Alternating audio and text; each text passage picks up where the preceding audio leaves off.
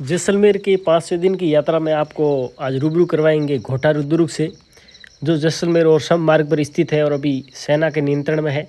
घोटारू दुर्ग भारत पाकिस्तान सीमा के पास राजस्थान के जैसलमेर जिले में स्थित एक ऐतिहासिक व्यापारिक केंद्र और किला था, जो कभी व्यापारियों के लिए महत्वपूर्ण था और जहां एक बड़ा बाजार लगता था।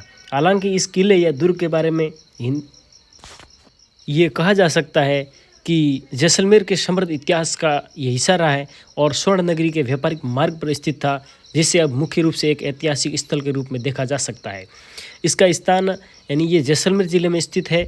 ये अपने स्वर्ण युग में एक व्यापारिक केंद्र था और यहाँ देश विदेश के व्यापारी इकट्ठा होते थे और कर यानी टैक्स वसूला जाता था। ये एक महत्वपूर्ण ऐतिहासिक स्थल है जो जैसलमेर के समृद्ध इतिहास और व्यापारिक गतिविधियों को दर्शाता है।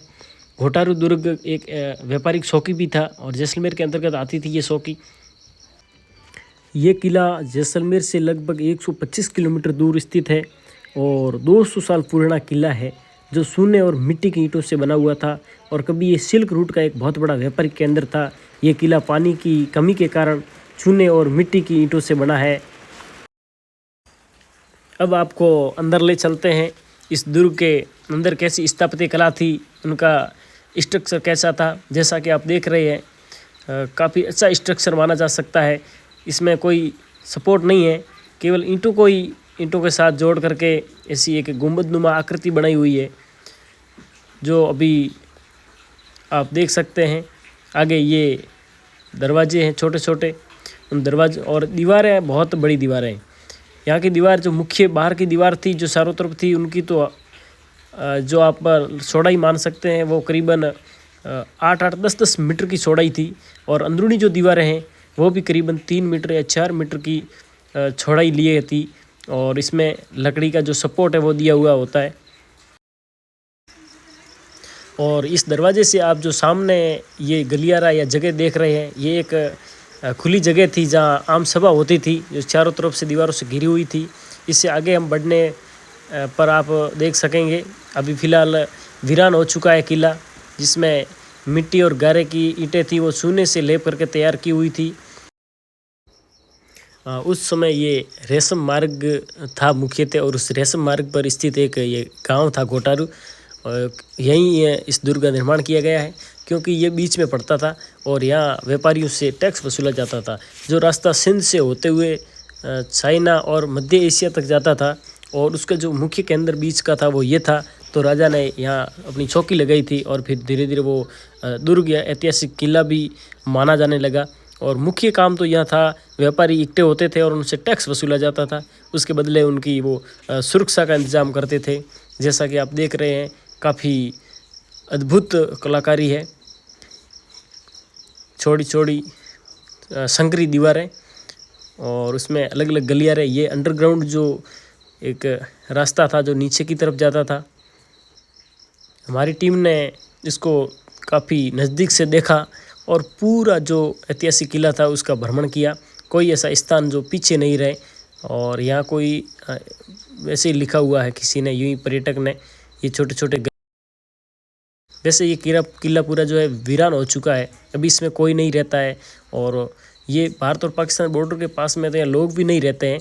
काफ़ी मैंने किले के ऊपर चढ़ने के बाद फोटोग्राफी की तो देखा कई किलोमीटर तक कुछ नहीं दिख रहा था। ये सर यहाँ छिपे हुए हैं, डराने की कोशिश कर रहे थे, हालांकि हमें पता था तो हम डरने वाले नहीं हैं।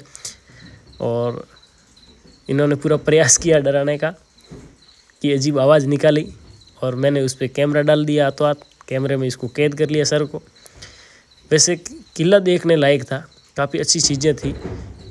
या मुख्य जो गलियारा आगे का देख सकते हैं, आम सभा के लिए यूज होता था। इधर छोटे छोटे कमरे हैं, पता नहीं ये जनाना महल वगैरह क्या क्या हो सकते हैं। दीवार बहुत चौड़ी है जैसा कि आपको इस वीडियो में दिख रहा है और सामने जहाँ तक आपकी नज़र पड़ती है वहाँ तक इलाका पूरा सुनसान है, या कोई लोग भी नहीं रहते हैं फ़िलहाल।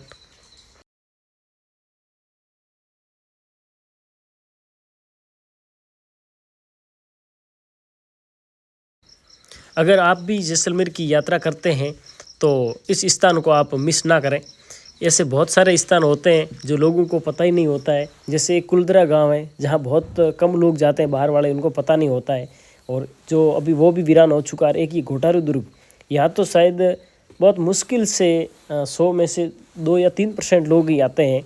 ये वैसे मुख्य मार्ग पर स्थित है। आप लोंगेवाला से सम की तरफ जाएंगे तो 20 सड़क पर ही आता है और ये अभी सेना के नियंत्रण में है।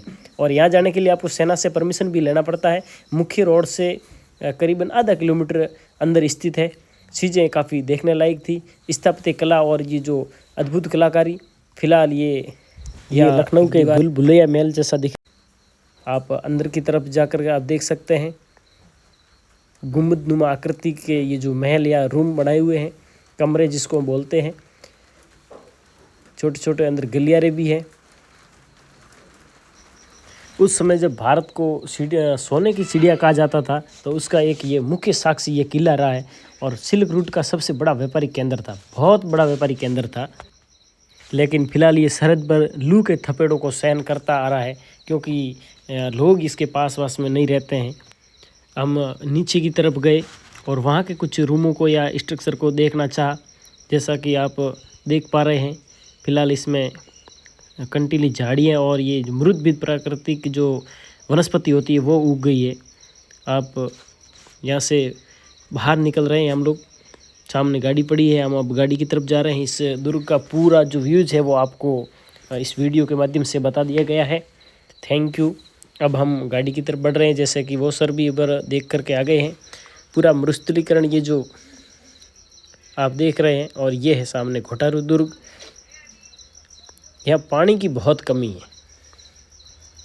इस पानी की कमी को देखते हुए सरकार ने भी प्रयास किए थे। हम इस स्थान से 15-20 किलोमीटर आगे गए तो एक नहर का छोटा खाड़ा जिसको बोलते हैं कैनाल, स्मॉल कैनाल, वो हमने देखी तो हमने गाड़ी रोकी, वहाँ गए और वो कैनाल बहुत व्यवस्थित तरीके से बनी हुई थी दौरों में। हालांकि आज उसमें ज़्यादा हवाएं या लू आने से उसके अंदर रेत भर गई और पूरा स्ट्रक्चर टूट चुका है। लेकिन वो पहले दोहरे वाले स्थान पे ये जो नेक कहते हैं या बड़ा कैनाल बोल सकते हैं वो बनाई हुई थी। उसके नीचे प्लास्टिक की थैली और उसके बाद में स्ट्रक्चर किया गया था सीमेंट और ईंट का, और उसमें शायद हो सकता है पानी भी कुछ साल तक यहाँ आया होगा। हालांकि अभी वो बिल्कुल टूट चुकी है, जर्जर हो चुकी है। और ऐसा इस इलाके में करीबन हर किलोमीटर 1.5 किलोमीटर पे इस कैनाल का स्ट्रक्चर दिखा गया था। और ये क्षेत्र आप देख सकते हैं, बॉर्डर की रोड है तो सैनिक वाहन और वगैरह यही चलते हैं और बाकी पर्यटक चलते हैं, तो इनके जाने आने के लिए यही व्यवस्था है।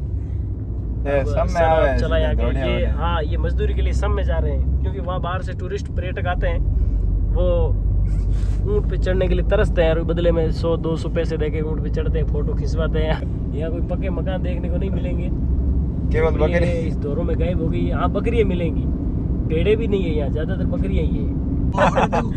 क्या शानदार नजारा है साहब, वेरी नाइस। मन करता है इस गांव में रह जाए 4 दिन। इस गांव की पूरी संस्कृति को देखें। वृक्ष रहित गांव है और लोग भी बस यही है गांव, बस इससे आगे कोई नहीं है, सब पास में रहते हैं क्योंकि ये बॉर्डर इलाका है। कभी युद्ध वगैरह जैसलमेर नगरी में घुमा, दोहरिया में एक दोरो टाड़न दूजोड़े में जान तीजोड़े में पण हालना तो पड़ा साहब हुतंग तो दोरो पार कम हुए छोड़ दिया। पानी का पापा बड़ा जगह दोरा में गोजे नहीं ए जे इपड़ बाजे है इपड़ बाजे